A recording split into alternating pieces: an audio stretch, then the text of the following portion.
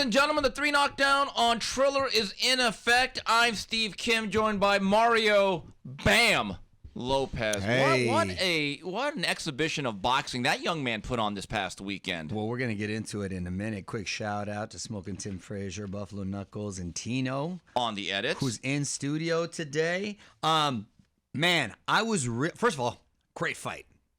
Fun fight on Saturday night. I was working all day. I was tired to be able to relax and check that out live as it happened. I actually watched it live.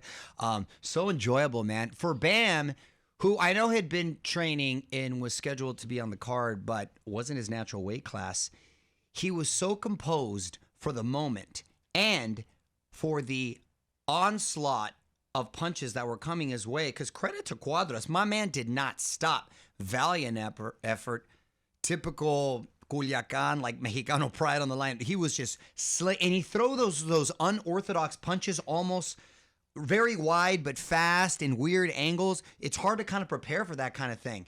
And he looked like the bigger man in there. However, he didn't look like the stronger man. Bam is a strong little dude, always on balance, always on his toes. Well positioned, measures his distance well with those nice little counter. But the most impressive thing to me were those beautiful angles. Yeah. When he switched on the angles in that uppercut, or he'd switch and he'd go to the body, that was so nice. And he didn't get deterred when he realized after he dropped him in the third that he wasn't able to take him out. He didn't try to overwhelm him, didn't get excited, stayed methodical, stuck to his game plan. I was most impressed by how he handled the moment and how mature he looked considering the circumstances. Yeah. Great showing. That kid's looking real special, and that was a tough guy in front of him with Cuadras. Great fight. Yes, and now Jesse Rodriguez is the WBC 115-pound titleist after 12 rounds. Your scores were 115, 112, 117, 110 twice. To put this into perspective, Jesse Rodriguez, who is now 15-0, 10 knockouts. Keep this in mind. I didn't know this until I read it. He is the first world champion now, born in the year 2000. He's the youngest belt holder in boxing. Born in that's a fun history. Boy, we all feel old now. Here's the other thing. 2000, dang. You talk about how he got great experience and he had to settle in because Cuadras, which is his habit, he's not going gently into the night. He does not. It's hard to not like that guy. And he had never been past 8 rounds. That was another thing. Yes, you're exactly right. So for the first time, he had to dip his toe, then dive in and swim a little bit into the Pacific Ocean. Thought he held himself together really, really well. And as you noted, moved up in weight, actually 2 weights. He's actually rated number 2 by the WBA and number 4 by the WBO at junior flyweight. My understanding is, Tino talked to Robert Garcia. He was on the scene. Looks like they're going to go right down and try to pick up a title at 108.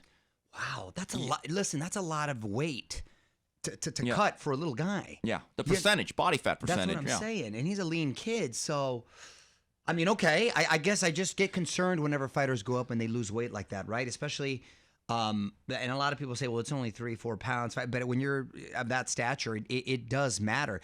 At post-fight, he said he felt really strong, comfortable with that weight class, and if he can entertain maybe some lucrative fights. It's all about the opportunities. But yeah, if he can fluctuate between 108, 112 even, 115, good for him. But the kid looks special. When people say a star is born, look, he's still a small guy based in America. I hope there's fights for him.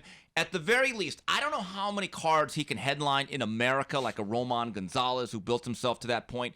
But I like to call him calamari. He is a great appetizer that any type of guy that when he fights as the semi-main or the third fight, I'm not leaving my seat. To me, he's my other main event of the night, and he's got a hardcore cult following because of his skills and just the way he operates. Like you said, the pivots, the spins, the angles, the way he locks out his punches. How the biggest difference, in my view, both got touched up a little bit. Cuadras, you're right, slaps a lot. He doesn't turn over his punches. When you look at Jesse Rodriguez, I mean, the barrel of the bat, he is hitting on the right side of the knuckles every single time. The kid's a textbook. But it's hard. Sometimes a style like Cuadras works to their benefit because you're not used to that style. Yeah. It's hard to block defensively, hard to make adjustments. That's why I was so impressed with Bam, is that he was able to not get discouraged because he did get touched a little bit, but didn't get hurt.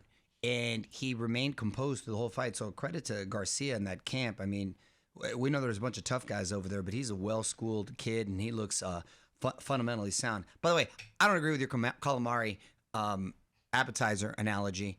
I don't really like calamari, dude. What? A good Caesar salad, dude. I would liken him to a good Caesar salad. You need to go back to Phil Trainy's. And I go there often. His calamari may be the best ever. It's almost like a meal within itself. How about the chicken wings? Sauce. Chicken wings. That's not an appetizer, yes, Fraser. it is. Come on. What are you, going to Applebee's? Get out of here. No, I'm eating actual chicken wings. Yeah. No. See, this is taking a turn for the worse. So I don't know what big fight is out there. I know that he's talked about, and there was a quote on the DAZN press release, I would love to fight the winner of Roman Gonzalez, Julio Cesar Martinez. Here's the issue. It's still risk versus reward. I don't know if a guy like, let's say Roman Gonzalez beats Julio Cesar Martinez. He's probably looking at the rematch with Estrada for a lot more money than that little dynamo out of San Antonio. So in my view, the way you market Jesse Rodriguez is this, and he just signed with Matchroom co-promotion with Taken. If I'm Eddie Hearn, I ask him and his father and Robert Garcia, can you go 3 more times this year and let's try to pick up some titles, build up your resume, and build something. You got to be active. What also made this last performance really impressive to me, Mario, last year there were a lot of setbacks, a lot of cancellations, post moments.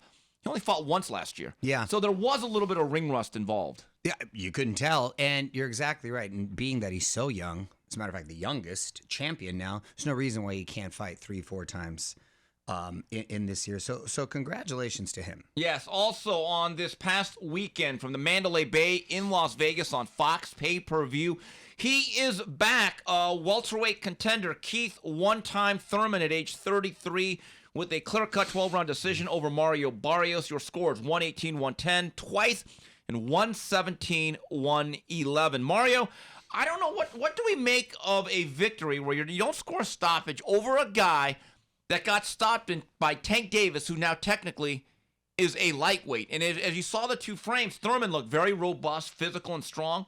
Barrios looked like a tall, lean junior welterweight. I don't know what we really take from this performance. Well, considering the circumstances, he was coming off almost 2-year layoff. More than 2 years. Yeah, over 2 years. Yeah, you're right. Over 2 years.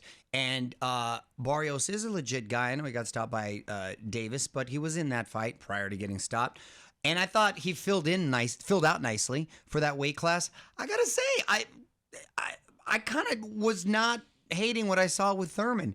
He looked strong physically. He looked in really good shape. He was darting in and out with his punches. That lead left hook was kind of doing its damage. I thought he was going to take him out at one point. He didn't. I still noticed that he is susceptible to getting touched to the body. He has a glass rib. It's weird, huh? Whenever he does get touched to the body, he really reacts. That's why I remember when Porter was able to put that pressure. Had he gone more, I think he actually would have been able to. Started with Louis Collazo. Yeah, so just note to self for future fighters out there, something to be aware of. But I thought he looked good, considering I like his new wig. I think he should just go clean dome. Ooh. By the way, because he's got the face forward and stuff. He could pull it off. But I liked what I saw, considering the circumstances. I didn't pay for it, in case you're wondering, but I saw it. And again, going back to the principle of it all. But I thought, considering, he looked pretty good. You don't agree? Keith Thurman to me is still a dangerous, solid welterweight. Keep this in mind. Mario Barrios now with the PBC, he's basically what I would call the stuntman of the PBC. He's brought in to make stars look good. Jumping into a burning building, parachuting, getting into a car crash, all in the name of making the A-lister look good. He did his job. Barrios is not a puncher, even at 140. Go back to Barrios' track record. You were there when Spence fought Sean Porter. Mm-hmm. I thought he got beat clearly, but Pierre Akhmadev, right? That's right. He got knocked out by Tank Davis. So do I say that Mario Barrios is a top 15 welterweight? In my view, no, he's not. Now, you're right. Did Thurman show flashes of speed, power, and explosion? Yes, but it's all very sporadic now.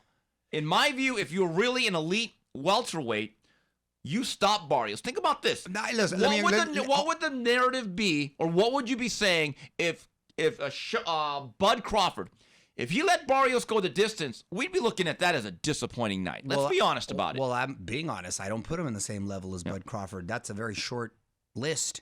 With that said, he's coming off the 2-year and some odd time. 2.5 years. 2.5 year layoff. You can't just throw him right into the wolves. So I thought that wasn't a bad test. Now, it's up to him if he wants to stay busy and continue to parlay this into bigger opportunities. And if he does, I'm interested to see him in the mix. Do I think he's in there with Bud?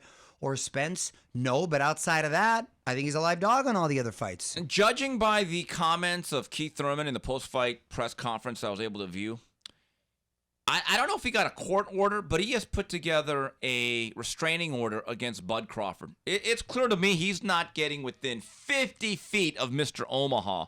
What it seems to be in the PBC landscape is that Thurman is being lined up for the winner of Errol Spence against Ordenis Ugas. Now, that's a good fight. I don't know who's going to win. I don't know when they're going to announce it. I would think Spence might be too strong for Ugas. But let's say in 7-8 months at the end of the year, you made the winner, and let's say it's Spence against Thurman, I'd be interested. I'd like to see Thurman fight one more time to... Wait a minute. You're asking him to fight 3 times in a year? Listen. What? Listen, after that Wow. layoff, and his one time, I hope he's not calling himself one time as far as often as he fights. But if he fought one more time, then you might have a little bit of a buildup. Otherwise, then you're going to have a lot of excuses. Well, he only fought one time before, right? Yeah. But again, I think you're asking a lot for any world-class fighter, not just PBC. Outside of Canelo, these guys are basically fighting 2 or less times a year. But that's the reality. That's absurd. 3 times, I think, is fair. Also, on this pay-per-view undercard, Louis Neri ekes out a 10-round decision over Carlos Castro in a junior featherweight bout. Welterweight Jesus Ramos had some early troubles, but he stops Vladimir Hernandez in 6 and Leo Santa Cruz with 12. 10-round decision over Keenan Carbajal. And also from England this past Saturday, Chris Eubank kept putting Liam Williams on the floor, winning a clear-cut 12-round decision. Liam Williams kept getting floored by jabs early on, looked like a puppet with the strings cut out in the early rounds. Also, fight preview, I don't know what to really think of this fight. Next Saturday on DAZN, Daniel Jacobs takes on John Easy Ryder. I don't know what to say other than it's going to happen. News and notes, though. Some interesting things here as we continue on with the 3 knockdown rule on Triller with Mario Lopez and Steve Kim. March 19th, I'm going to call it LA Nights. We're going to have 2 shows literally 10 minutes from each other in our fine city, in the City of Angels. Crypto Center, which used to be the Staples Center, on Showtime, the rematch for all the marbles at 154. Jermel Charlo takes on Brian Castano. Ooh. And then... fight on from the campus of USC, That's Galen right, Galen Center. That's Center. right. On DAZN, Virgil Ortiz and Golden Boy is holding a show the same there. night? Yes, it is. Oh, that sucks. I don't get that. That's awful. We can't go Friday night on one? Oh, man.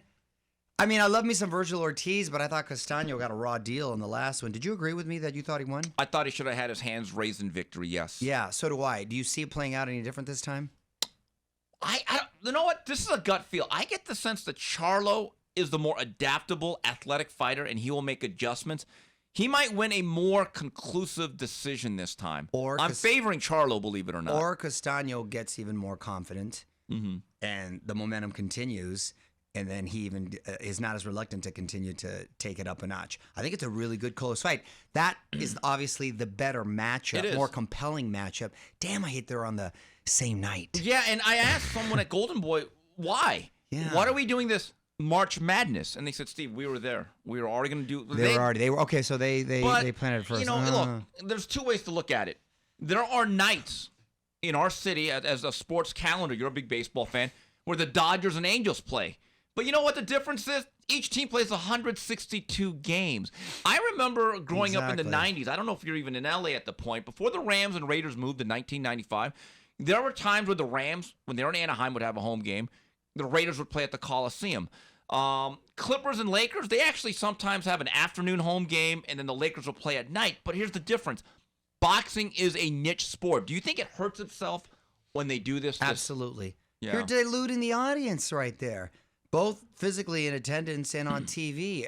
It's unfortunate to hear. Gosh, I wish I would have split it up, either the weekends or even the Friday, Saturday. Then it could have been a fight-a-palooza. Well, we have talked about this before. I don't understand why, and you're in the television business. In every other realm of television, if you are programming or moving a show to Saturday, the next step is you're canceled. It's literally the worst night of television ratings and Nielsen's. Boxing's the one sport that says, "Oh, we love Saturday." I'm like, why? I actually, as a consumer of the product, and a viewer, I love it on Saturdays. Do you love it, or are you just used to it? No, I love it. Because don't you go to a lot of Dodger games on Tuesday nights, Wednesday nights? I don't. You what? I don't. I'll watch. I used to, but I have to get up so early, and I'm always looking at my watch. Seventh inning comes around, I want to take off. No, maybe because I'm getting older, man, I have to get up early. But Fridays and Saturdays, those are the nights, man. That's when I watch a fight, I want to be able to have a drink, hang out, relax. So of course, I want that on a Friday or Saturday. I always thought it was funny because when I bring up alternative nights, you don't have boxing, a traditional job where you got to get up early in the morning, Kim. Yes, I do. When you got to get up early, Yes, it's a pain in the ass. Being a boxing Trust journalist me. is 24/7. And then you don't have kids, and you don't have kids that are waking up early. You got me there. So when you got to worry about that, trust me, Friday, Saturday nights are the best nights. But I have a question. Of all these Major League Baseball, NHL, NBA, why do they have a lot of games from Mondays to Thursdays and they still draw thousands of people? Well, you have seasons, like you said. You have 162 games in baseball. You have, 82 games, whatever it is, at the NBA. You have no choice. But remember this, though. Boxing in the 80s before pay-per-view, where it was so easy just to punch up on your cable or satellite, a lot of the Marvin Hagler, Ray Leonard, they were on Mondays and Tuesday nights. I'm aware of that. I probably wouldn't have gone. To be honest with you, I probably wouldn't have gone. Because think about it. And then especially if you're on the East Coast and you got to work, that's awful. Yeah. It really is. So I have no problem. Saturday night's fun. To me, Saturday nights always equal fight nights, whether it's boxing or UFC. Yes. UFC doesn't have any weekday fights. No, you're right about that. They don't. Mario, speaking of another Saturday night, April 9th, you were told about this last week. We forgot to bring it up. But it's the return, the long-awaited return of the prodigal son of boxing. King Ryan Garcia will be taking Emmanuel for here or Tagoe. Okay. I went Chris Berman there. Okay. I kind of get what they're doing. That this might be a 2-fight deal to get to Kambosos. Yeah, but is that? Hold on a second. Pause there for a second. Yeah. Let's assume it's a 2-fight deal to get to Kambosos. Too ambitious? You mean 2 fights for Ryan Garcia in 1 year? No, just the caliber of fighter fighting at Kambosos. There's a reason why. Not to go. Talking about assuming he gets past to go. Is Kambosos 2 fights away too ambitious? If Ryan Garcia is actually focused, which is a 50-50 proposition, it's a winnable fight. Look, I think against Kambosos. I think every lightweight from Devin Haney, Vasyl Lomachenko, Ryan Garcia, even Tank Davis, they're all saying, you know what, Teofimo blew it. We could beat him. Okay? Here's the issue with Ryan Garcia, and a lot of people are speaking out about it, and I think they're a valid point. You can't call out King Kong, Godzilla, and Bigfoot and then fight me. You see where there's a backlash? Do you think that's valid? I do. Yes. However, you have to be realistic, and he's coming off a long layoff, an injury. So you got to get in there and sharpen your tools a little bit if you're going to, before you get a shot at the title. Now, it's not like this kid's a total chump, though, on paper. I'm just saying. It's not like he's a built-up record. Well, okay, but whatever it is, he's a live body. And you got to have at least one of those before you get to. I don't think he should have just. Are you saying you'd rather see him just jump straight to Kambosos a Haney or a Teo? He doesn't help himself by calling out the whole lightweight division and then fighting a soft touch. Doesn't help himself. Now, with that said, my understanding is DAZN, they would much rather have Ryan Garcia face Kambosos than Devin Haney, because I've been told there's 2 fighters that move the needle for DAZN, Canelo and Ryan. This is a business. Now, I want to get to George Kambosos real fast. Wait, you're skipping over Tagoe. Talk a little bit about not here. He's from Ghana. But Tagoe. He's got a nice record. But Ghanaian fighters at least are pretty durable for the most part. They are. Okay, so he'll take a lot of punches. There's a reason why they chose him. I wish him well, but Ryan's going to be a heavy favorite, okay? And in San Antonio, interesting location. Isn't that interesting how Virgil Ortiz is fighting in L.A. and he's from Texas? I love San Antonio, but I just don't see any. I love San Antonio. It's a great town and a great fight town. His last fight was in Dallas, though, against Luke Campbell. Drew a pretty good crowd. No, I understand, but you would think him being a Southern Cali kid, you would take advantage of that. I agree, but look, I get the sense Ryan Garcia has a track record. That last card against Luke Campbell, even though they did limited seating, sold well. I'm not saying he couldn't draw there. I'm just saying, why wouldn't you host in L.A.? But that's a good question. Now, here's the thing I want to say about Kambosos. I certainly respect him. He's very admirable. Dana White says something that always upsets boxing people, and the more and more I see this, when Dana White says the problem with boxing, or one of the problems is, boxing treats every event like a going out of sale business. Like they try to wring every last dollar out of it. Kambosos and his people are doing that. And let me explain this. No, it makes perfect sense. And you're exactly right. And we're seeing it with the heavyweights. I know. Kambosos won the fight in December, so I don't want to panic. We're still in early to mid-February. My point is, George, you got all these offers. Can you actually schedule a fight so you can fight maybe 2-3 times to actually... But Kambosos and his people are putting their titles up for ransom or sale to the highest bidder, which is their right, but they're acting like we're not going to win. What about actually winning fights, scheduling fights, being on a schedule?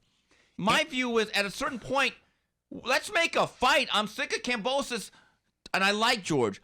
But when you're saying you got to step up, George, you're the one with the leverage. Pick a fight, make the best deal possible.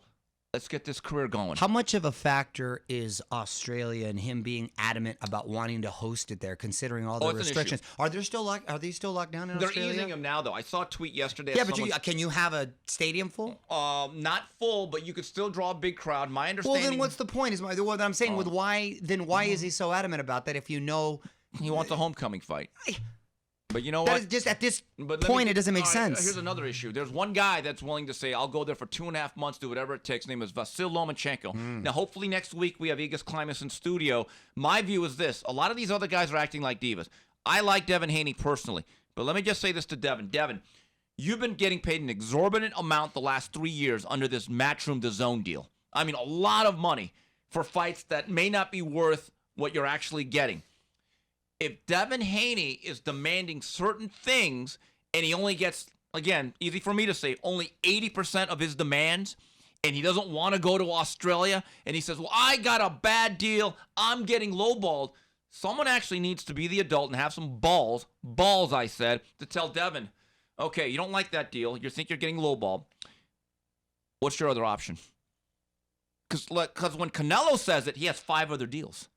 There's a leverage there. Of course. So when Devin Haney, and I say this to all fighters, if you're not getting exactly what you want and have to settle for 80% of it, unless you have another offer that trumps it, you have no leverage. You have zero leverage. Canelo and maybe an Anthony Joshua and a Fury are the only guys that can get away with doing that. I'm going to tell this story again. But they're not being honest with themselves. No. And neither is the media, though, because no one says it. No, the managers. That's the reality, though. Mario, I'm going to tell this story again before we were on Triller.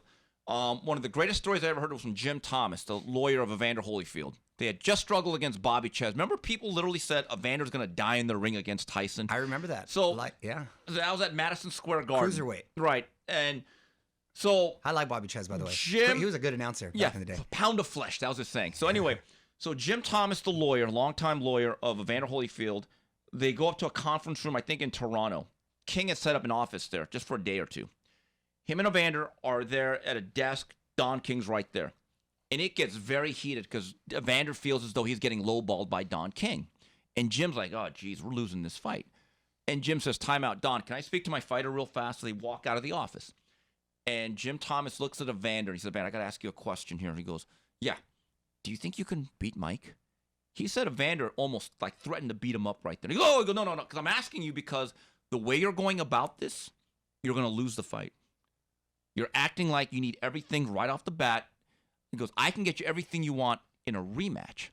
But if you're going to blow the first fight, there's no second fight. You got to look at this as a 2-fight deal. So I need to ask you this because the way you're negotiating is not going to get us to fight.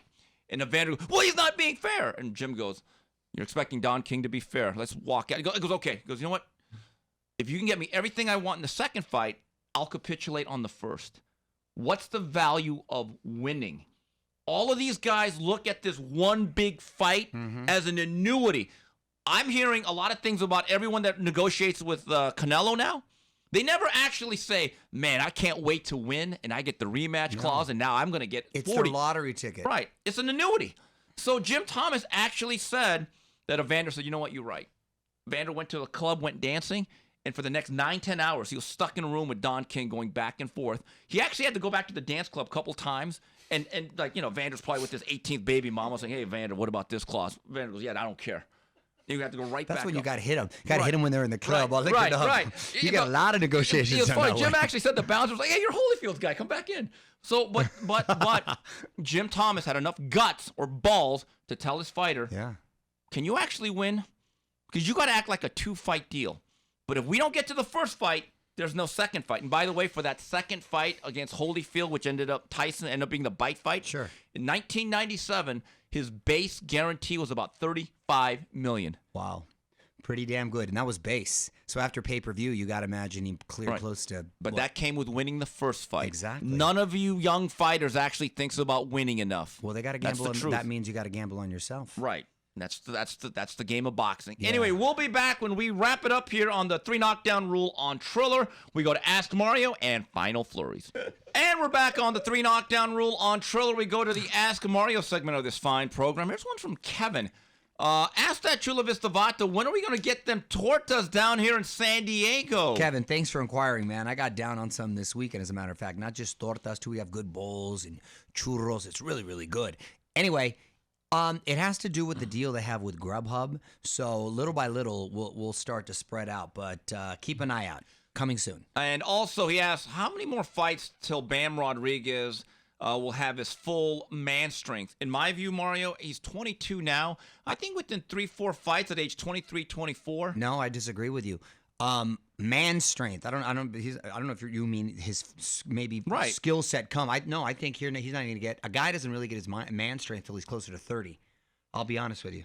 I'm serious. But You he can is see a it with- flyweight, though. Remember, that's a little different. They age quicker, though, don't they? I guess. But generally speaking, a man usually doesn't come into Yeah. his man strength until he's Right. closer to like 30. Okay. Here's one from Adam Fahey. Very interesting question. Would you like the idea of the ring, led by Doug Fisher, ordering fights so we can get the best versus best above and beyond the bodies, sanctioning bodies, so we get the fights the fans crave? Spence Crawford at 47, better be of Bivol at 75, etc., etc. Well, of course, in a perfect world, that would be incredible. Unfortunately, it's such a fractured sport, and with different promoters everywhere, that's what makes it tough. Here's the issue. I love the ring rankings, and they're very consistent no matter what anyone says. The question is, how do you make them an official sanctioning body? That's the whole thing. Right now, they are a publication that is ingrained in the history of boxing, very well respected, and I trust those guys led by Doug Fisher. The problem then becomes, well, how do you get the rest of boxing to fall in line and say, well, yeah, that's our regulatory board? They got to start paying sanctioning fees. See, now we got That's what that happens. becomes another issue. Therein lies And the the reason issue. why the ring can have a lot more integrity is they're not making money off of this. Right. There's no need to protect a Gary Russell there's who no doesn't defend incentive, it. sure. Yeah, so anyway, here's one from Mendeli _SD. All right, Lopez. We currently have 2 undisputed champions, technically 3, and another will be crowned in March with Castaño Charlo. Which weight is next in 2022? 122, 47, 75, or heavyweight? Here's the question. At 122, Stephen Fulton and Akhmadaliev both have the belt. Fulton has a tough fight against Danny Roman, who is his mandatory. That's not a sure thing. Sure. At 147, it's funny. Terrence Crawford, is he still blaming Bob Arum for not getting big fights? Because it seems to me as a free agent, this ain't exactly Reggie White in 1993 or A-Rod in 2001. What's the latest? The latest, our man Tino here had an interview with Eddie Hearn who said, yeah, mate, I'm interested in Terrence Crawford, but ...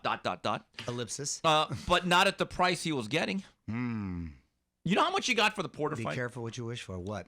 How much do you think you got? For a fight that didn't even do $150,000 on pay-per-view. What do you think his guarantee was? $8 million. No, not that. Wasn't that.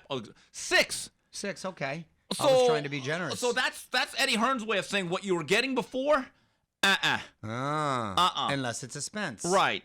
But here's the problem. That fight may not do enough to be able to meet the demands of both Spence and because each guy's going to want 10 for that. You know it. Yeah. And at $10 million each, it's $20 million nut off the top. You have to say, does this pay-per-view do a $500,000 buys? I'm not sure about that. Maybe at some point. Not now. I don't know. Wow, Also, at that 75, you have a better BF has 2 of the belts. I'm excited about that. He division. might fight Joe Smith. Yes. That fight's actually very close. And then I don't know what's going on That's with a fun B-Ball. fight. But I would like to see some of these guys mix Zurdo. before Canelo gets. And at heavyweight, Fun fight. look, let's hope that the two winners of the two fights we've talked about Exactly. happen. Going to final flurries, Mario, you will be in, as some people call it, Sophie Stadium for the Super Bowl. Dude, I think I'm turning into like this old curmudgeon that doesn't want to leave the house anymore. Every time I turn on the news, they talk about the traffic, how you have to park like 2 blocks away, how it's going to take like an hour or some odd to get out of there. I'm like, oh my God, I'm dreading going here. Is that a work event for you, though, the Super Bowl? Yeah, work-ish. I'm going with like my big boss and stuff. And yeah, I mean, it's Super Bowl. It's here, of course. And even when I go see the Chargers, it's a pain in the butt to get in and out of there. But the news keeps talking about give yourself 4 hours and plan on leaving and unpacking. Like, and I was like, oh my God, it's like I'm dreading going. Is that crazy? No, I have not been. Not to mention the cheapest ticket. The cheapest ticket is going for $6,000. The nosebleed ticket. I have a friend of mine from Cincinnati paid $11,000 for the Bengals. Now, granted, they haven't been in the Super Bowl in 34 years. But still, bro, even, again, going back on principle, even if I had all that money, I don't think I'd go. Neither would I. You know, I'm a big football fan. You know me. I'm a fanatic. I actually find more enjoyment out of just watching the games and having red zone on the whole day. That's one of the few sports that I actually think it does it a lot of justice on TV with the angles, the replay, the just fits in the commentating. box. It fits nice as opposed to when you're watching a baseball game. It's more the experience. You're outside. It's nice. It's spread out. You can see it. Sure. Or a fight. It's intimate. That energy. You can't match it. But football's it's fun. Like I'm going right because I'm getting invited. And, all right, I'll go. Would I pay? 6,000. 6,000, 11,000. Nah, I'm good. The only time I'm gonna go, the first time I go to SoFi Stadium will be for a boxing I invited match. you rat bastard, to in the owner's suite with free grub and food, and you wanted to watch. You had a lame ass excuse. Again, I don't know how you have any friends. By the way, SoFi Stadium. You know that last year when Ryan Garcia had his issues, Golden Boy had actually made a deal to have Ryan Garcia headline a card in that venue. They're gonna have boxing there one day. It's going to be a big fight. That'd be incredible. I will go to that. Yeah. Mario, we'll see. I don't watch Lifetime Network a lot, but when I do, it's quality viewing. Well, you should. That's where my holiday movies come out, you rat bastard. Way to support a friend. Like I said, I don't watch Lifetime Network a lot, but when I do... I'm going to stop listening to you on Fearless then, if that's the way it is. Okay. You're lost. But anyway, last week I was flipping through the channels, and all of a sudden I saw Janet Jackson, and I didn't know what it was. I guess they made a 4-hour doc. Bravo. Yes. I thought they were in control. I've only seen I've only seen the first. Not how to get over your head. I've only seen the first episode, and I really liked it. Saw that was a couples watch with the wife and I. And you know what I liked about it is they're obviously starting from the beginning with her, and they talk about her upbringing. That they celebrate her father. Yes, her father. As we've Long heard live through, Joe Jackson. We've heard over the years, he was a tough guy and abusive. Good. Listen, look it. They were coming from. They were coming from the murder. Sometimes you got to kick a little ass. Gary, Indiana. That was the murder capital of the United States at that point. He had 9 kids, bro, in a 2-bedroom home. A lot of potential to get into gangs, drugs. He worked in the steel mill. He came back, and instead of like buying extra stuff for himself, he spent that money on instruments for his kids. And he said, hey, we're going to make something of these kids, and we're going to he kept them out of the streets. That is a real man. And that was a celebration of the power of a father figure. Yes. And if we had more Joe Jacksons in the world, we wouldn't have probably half the problems we have in this country. So bravo to him. And I really like how both the brothers, and because they interviewed Tino and Tito, pardon me, and I think Randy a couple times. And even the sisters, and they really speak highly of their dad. Yeah. And they said if it wasn't for Joseph, which still trips me out that they called him my first name, but if it wasn't for Joseph, we wouldn't be here. We wouldn't have a Janet Jackson. And it's awesome. And you know what? She's absolutely right. Great things take sacrifice. Great things are not easy. Great things take discipline. Think about Janet Jackson. She's an absolute titan. And in any other family, she's by far the biggest star. She's I don't want to say second banana, but she had to share a lot of the spotlight or was overshadowed by Michael. What Joe Jackson created was an American dynasty. Unbelievable. I have one question about when they visited their old house. Is that a museum or do they still own the house? That's what my wife said too. Well, why are the pictures still there? Yeah, maybe they let him stage it. Is it like I think they just let him stage it. I guess. Isn't that what? Maybe it's a museum because that's what my wife goes. Wait. Do they still live there? Yeah. Why do they have the pictures that's still there? And they're still pristine. We're gonna finish it. We're not gonna. Well, there's 3 more parts. We'll get to at least 1 or 2 tonight. Okay, another documentary. So we're watching that one. Another one that I'm gonna watch on the heels of that I want you to watch because I know you'll enjoy it too. we got to talk about Cosby. I refuse to watch that. Oh, why? No. Why? That looks like a smear piece. Not doing that. You haven't even seen it. How do you know? I just know. I just You gotta know. watch it. I want to watch it so we can discuss. I look at the network that it's on, the people involved. Nah, you're not doing that to Huxtable. See, I don't, you're not doing I don't that to agree Cliff with you. Huxtable. I don't agree with you. We should be able to watch it and then we discuss it. Don't be that guy. I feel as though I need to. Don't be like them. No, don't be. No, don't you be like them. What do you mean? I'm watching. I'm saying I have to agree with it, but I'm going to watch it. You know what I mean? Got to watch it and you got to discuss it. I have a question before we do that. You're not going to watch that? I'll think I wanna about see it. it. Come on. I like. That's why I want to see it. Do you still watch Cosby Show reruns? Well, I mean, I haven't been able to watch. No, but would you? Would you let your kids watch it? Well, of course. You can't. Look, you got. Because I'm a big Different World fan. I've watched every episode the last summer, by the way. That's not an exaggeration. You can't start. And that's what I mean, though. You can't start going down. That's a slippery slope because you have to separate the art from the artist, because all these people, I found it really ironic that were trying to jump off of Spotify or threatening because they wouldn't take rid of Joe Rogan, but they had no problem when R. Kelly's on there, all these other, you know what I'm saying? All these other artists that have all these, I mean, this Different drama World, in their life. To me, so. I actually enjoy that more than Cosby's Show. If I had to do it over again, I would apply to Hillman College. But anyway, I didn't like it when networks, because there were certain networks that didn't show the Cosby Show. They just threw it off the Sunday. I'm like, wait a minute. No, look, I hated that. I still listen to R. Kelly.